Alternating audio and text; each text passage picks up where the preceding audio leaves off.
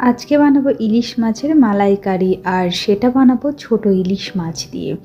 ছোট ইলিশ মাছ আমি কেটে নিয়েছিলাম, আর কিছুটা নারকেল কেটে টুকরো টুকরো করে নিয়েছি। একটু জল দিয়ে মিহি করে একটা পেস্ট বানিয়ে নেব।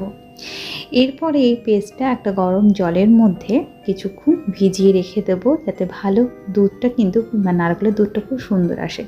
পোস্ত, সর্ষে, কাঁচা লঙ্কা, নুন দিয়ে বেটে নিয়েছিলাম, আর দুধটাকে একটা ছেঁকনির সাহায্যে ছেঁকে নিয়েছি। কড়াইতে তেল আর শুকনো লঙ্কা ফোড়ন দিয়ে সর্ষে পোস্ত যে বা পেস্টটা সেটা দিয়ে একটু সামান্য হলুদ আর নুন দিয়ে ভালো করে কষিয়ে মাছগুলো ছেড়ে দিয়ে আর একটু নাড়াচাড়া দিয়ে নারকেলের দুধটা দিয়ে ঢেকে দেবো।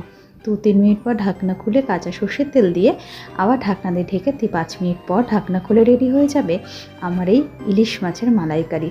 বন্ধুরা, কার কার ইলিশ মাছের মালাইকারি খেতে ভালো লাগে অবশ্যই আমাকে কমেন্ট করে জানাবে, আর ভালো লাগলে সাবস্ক্রাইব করে পাশে থাকবে। আজকের মতন টাটা। ও হ্যাঁ, কোথা থেকে দেখছো সেটাও কিন্তু কমেন্ট করে আমাকে জানিও বন্ধু।